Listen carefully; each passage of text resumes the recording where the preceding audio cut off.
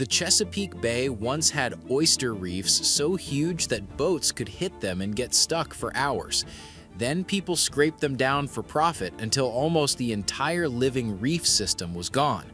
By 2011, the oyster population had crashed to just 0.3% of what it once was, and the bay began breaking down with it.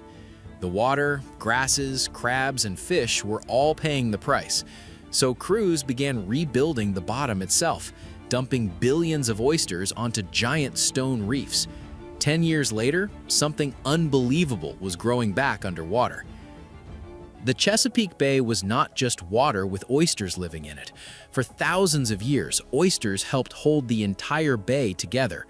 They cleaned the water, built giant reefs across the bottom, and created underwater cities packed with life. Fish hid inside the reefs. Young blue crabs used them as shelter. Mussels, worms, shrimp, and tiny animals crowded into the cracks between shells. What looked like piles of oysters were really living neighborhoods spreading across the bay floor. The Chesapeake is also a fragile place. It is the largest estuary in the United States, where fresh water from rivers mixes with salty Atlantic Ocean water. Its watershed stretches across 6 states and Washington, D.C., covering about 64,000 square miles. More than 18 million people live inside that drainage area. Rainwater washes across farms, roads, lawns, towns, and cities before flowing into the bay. The bay holds more than 18 trillion gallons of water, but it is not a deep, open sea. Its average depth is only about 21 feet. That shallow water can cloud up fast, warm fast, and get overloaded fast. When too much dirt, waste, and runoff enter shallow water, the whole place has less room to absorb the shock. For a very long time, oysters helped soften that shock. An oyster feeds by pulling water through its body. It draws water across its gills, catches algae, floating particles, and then sorts what it can use from what it cannot. Some become food. The rest gets packed into heavier waste that sinks instead of drifting through the water. Under good conditions, one adult oyster can filter more than 50 gallons of water in a single day. One oyster may seem small, but a reef is millions of tiny filters working at the same time. When oysters were dense across the bay, they pushed enormous amounts of water through their gills every few days. The water did not stay clear by luck. It was being cleaned by animals on the bottom. But the cleaning was only half of the story. Oysters also built upward. A young oyster needs something hard to grab. It cannot grow properly if it lands on soft mud. It wants old shell, stone, or another firm surface. In the Chesapeake, the best place for a baby oyster was often the shell of an older oyster. So one generation settled on the last, then another settled on top of that. Dead shells stayed behind. Living oysters grew over them. Layer by layer, the reef rose. That is how a reef became more than food. It became a home. Small fish slipped between the shells. Young blue crabs tucked themselves into the gaps where larger animals had trouble reaching them. Mussels and other shellfish attached around the edges. Tiny animals fed there, hid there, and drew larger animals toward the reef. It was an underwater neighborhood built by oysters that never moved from where they settled. The life cycle was simple, but it had one hard rule. Adult oysters release tiny larvae into the water. Those larvae drift for about 2 to 3 weeks. They are carried by currents, too small to look like the oysters people know. Then their drifting time runs out.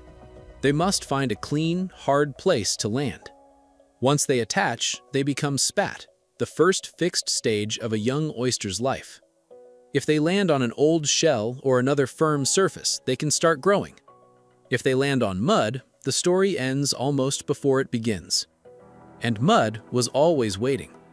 The Chesapeake Bay receives sediment from rivers, farms, shorelines, streams, storms, and eroding ground. That sediment does what sediment always does. It falls, it settles, it covers low spots. A flatbed can disappear under it. A thin, hard surface can be buried until baby oysters cannot find it. Soft mud can smother what should have become the next generation. The old reefs had an answer. They grew upward. Their height lifted living oysters above the worst of the soft bottom. Their rough shape helped the moving waters sweep around them. Their hard edges gave new oysters more places to settle. The reef was not just surviving in the bay, it was built for the bay's hardest problem. That is why height mattered so much. Without height, oysters were trapped in the mud. With height, they could stay in cleaner, moving water, keep building, and keep turning the bottom into habitat. For thousands of years, that living architecture helped the Chesapeake breathe. Oysters filtered the water. Their reefs sheltered life. Their shells gave new oysters a place to begin. Their height kept the whole system from sinking into the mud. But once people realized how much money was sitting on those reefs, the bay's living towers became a target. The Chesapeake oyster was once one of the most wanted foods in America. It was cheap, rich, easy to ship, and packed into almost every part of life around the bay. Oysters filled city markets. They moved by boat and rail. They went into restaurants, street stalls, cans, barrels, and export crates. For many families along the Chesapeake, oysters were not a side business. They were the work, the money, and the reason whole towns stayed alive. The demand became enormous. By the late 1800s, the Maryland side of the bay was pulling in roughly 15 million bushels of oysters a year. In the 1884 to 1885 season, the harvest reached roughly that peak. It was a sign that the bay had become a food machine, with boats racing to take as much as they could before someone else got there first. At first, many watermen used hand tongs. Tonging was hard, slow work. A man stood over the side of a boat with long wooden handles, opened the metal jaws at the bottom, closed them over a small patch of oysters, and lifted what he could. It took strength and patience. It also left more of the reef behind. Dredging was different. Dredging turned oyster harvest into a much rougher kind of work. A dredge was a heavy gear dragged across the bottom. It could have an iron frame, metal teeth, chains, and a bag that scooped up whatever broke loose. Instead of picking oysters a few at a time, a dredge scraped across the reef and tore through the hard surface that oysters had built over generations. That was the hidden cost. The boats were not only taking living oysters, they were taking the old shell beneath them. They were breaking apart the base that young oysters needed, and far easier for mud and sediment to bury. The fight over those reefs became fierce. After the Civil War, oyster grounds were so valuable that legal watermen, illegal dredgers, and outside crews pushed against each other across the bay.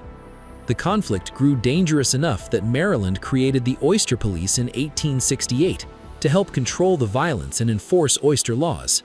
But while people fought over who had the right to take the oysters, the bay was losing the thing that made more oysters possible. Then, disease struck a population that was already weakened. Dermo was first recorded in the Chesapeake Bay in 1949. MSX appeared in the lower Chesapeake around 1959. These diseases hit oysters hard, especially in saltier parts of the bay. And they made survival even harder for animals already stressed by overharvest and habitat loss. By 2011, the scale of the loss was almost impossible to believe. Scientists estimated that the oyster population in the upper Chesapeake Bay had fallen to almost 0.3% of what it had been in the early 1800s. Not 3%, 0.3%. Less than 1% of a living system that had once helped shape the bay. The damage did not stop underwater. As oysters disappeared, the towns built around them felt the loss on land. Boats that once worked full seasons had less to bring in. Oyster processing houses had fewer oysters to clean, open, and prepare for sale. Families that depended on the harvest had fewer ways to survive. Places that had grown around oysters began losing not just money, but part of their identity. Once the reefs were flattened, the bay did not simply sit there damaged.